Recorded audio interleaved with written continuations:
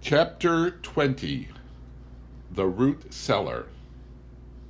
A root cellar was originally a storage place for root vegetables such as carrots, potatoes, rutabagas, beets, and turnips.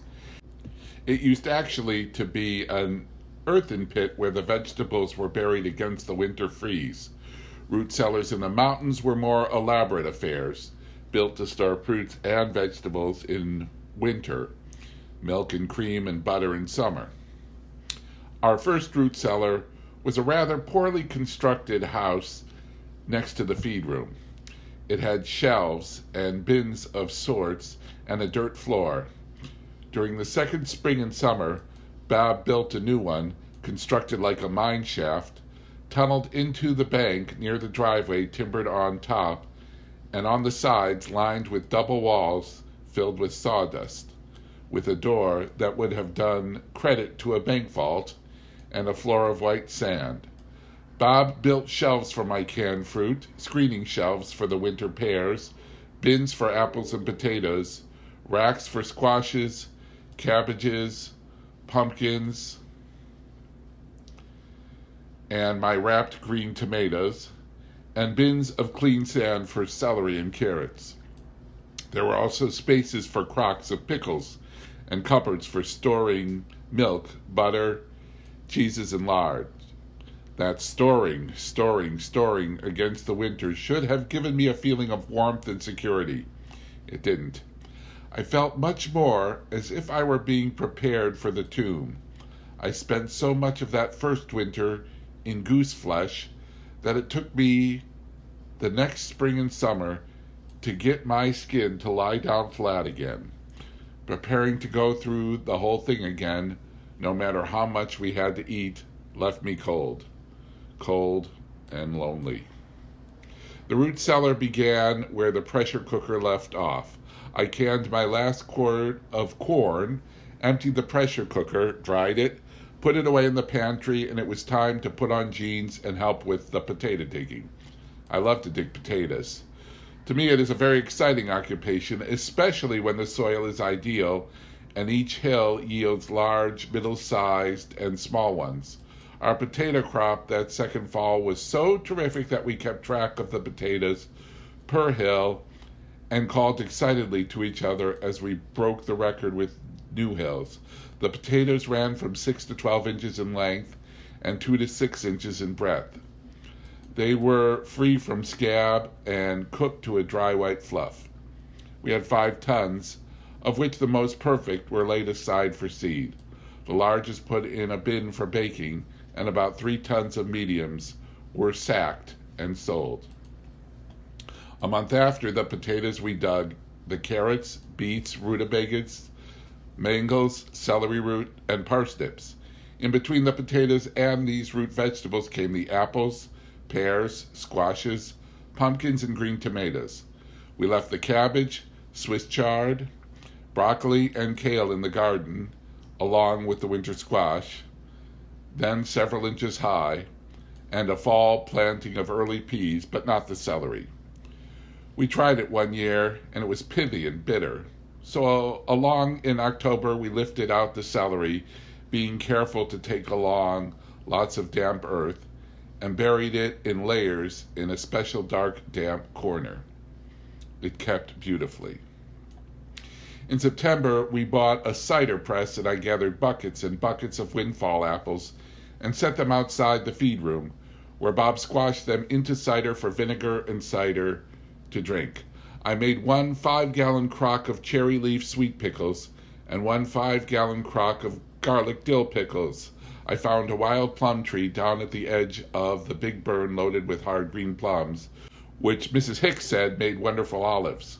I intended to experiment with perhaps a pint or 2, but Bob got wind of it and came staggering in with a wash tub of plums. They were the size of jumbo green olives and the consistency of bullets. I made a 5-gallon crock full and gave the rest to Mrs. Hicks. 5 gallons of this, 50 quarts of that. 200 jars of everything. At this rate, we will have to hire a full-time worker just to unscrew jar lids, I muttered to myself. But then one clear, warm day, I walked down into the valley and picked a market basket of field mushrooms and experimented, of my own volition, with canning them. My canning book told me how to can mushrooms, but said, never can the wild or field mushrooms. Only an expert can tell the difference between a deadly poisonous variety and the common field mushroom. They didn't scare me, though. What is a little mushroom poisoning compared to the danger of botulism, I said. And if we are going to allow ourselves to be scared by a few mushrooms, who is going to eat those thousands and thousands of jars of potential death disguised as string beans, peas, asparagus, beets, carrots, spinach, and meat? Ha!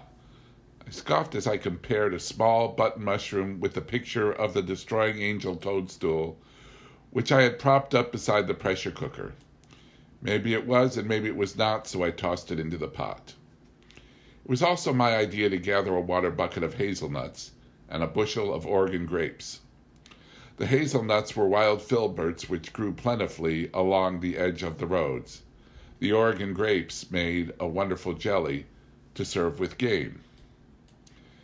Then it was time for the butchering. Earlier in the fall, I had begged Bob to take over the feeding of the pigs because I was becoming too fond of Gertrude and Elmer and did not wish to go through the winter bursting into tears every time I fried breakfast ham or bacon.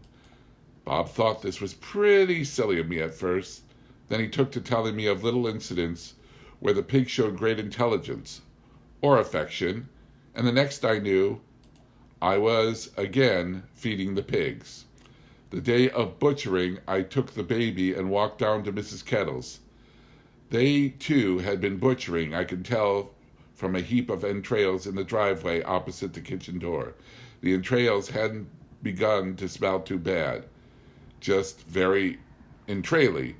But the flies were like black undulating cloth thrown over the gray shiny pile, and the back porch was heaped with cut meat, which even my cursory glance revealed to be dotted with little clumps of fly eggs.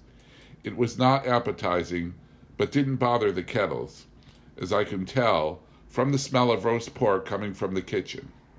Mrs. Kettle had just made a fresh pot of coffee and baked a coffee cake, and in spite of the entrails, the butchering, and the fly eggs, I was soon sitting at the kitchen table, eating and drinking with good appetite. The entrails were in my direct line of vision as I sat at the table, but still I had another piece of the crusty coffee cake and another cup of coffee, while Mrs. Kettle discussed the relentless piling up of the manure around the barn and the ever-present money shortage. A year ago, my stomach would have rebelled actively at the first sight of the entrails, I reflected dreamily. I'd come a long way in a year. But was I climbing upward towards some sort of well-balanced maturity, or sliding downhill into a slothful indifference? I asked Bob about it at dinner, but he merely looked at me quizzically and went to bed without answering. The next day, we received a long and heartening letter from Bob's sister and husband urging us to buy a place near Seattle. What about one of the islands in the Sound, they asked. Bob read the letter, and with no comment, tossed it back at me. This was Bob's ranch and his work, and he was happy in it, and he resented any outside interference. I said nothing to Bob, but after dinner I wrote a long account of the Indian picnic, moonshiners, and the Kettles to both my family and Bob's. Just the actual setting down of the happenings made them lose their portent to me, but I hoped they would arouse a little consternation on the other side. By noon the next day, the hams and bacons were soaking in brine. Bob was cutting applewood for the smokehouse. I was trying out lard and grinding up meat for sausage and thinking, it's all in the mind anyway, and by adopting the right attitude, even I can be cold-blooded and think, this is just pork, it bears no resemblance to my pigs. Then Bob came in, bearing Gertrude's and Elmer's heads, and asked me to cook them and make head cheese. It was just as if he had brought in sports and the puppies' heads, and asked me to cook them. I gave an agonized howl and pushed him out of the kitchen, and he disgustedly boiled the heads himself in the kettle outside. I sent a pork roast to Mrs. Kettle, and one to Bertie Hicks. But there was still more pork than I had ever seen, leering at me from the pantry. Mrs. Hicks volunteered to help me make salt pork for Beans, and said that everything else which we were not able to eat immediately should be put in the sausage. I thought we should have butchered the pigs one at a time, but Bob wanted me to get the smoking done all at once. Under Bertie's supervision, I made the well-seasoned sausage into little cakes and packed them into a great stone crock. First, a layer of lard, then a layer of cakes, then a layer of lard. She said that they would keep indefinitely that way. I didn't understand why, still don't, but she was right. The mountains were getting ready for winter, too. They were very sly about it and tried to look summery and casual, but I could tell by their contours that they had slipped on an extra layer of snow, that the misty scarf blowing about one's head would soon be vying whitely around her neck.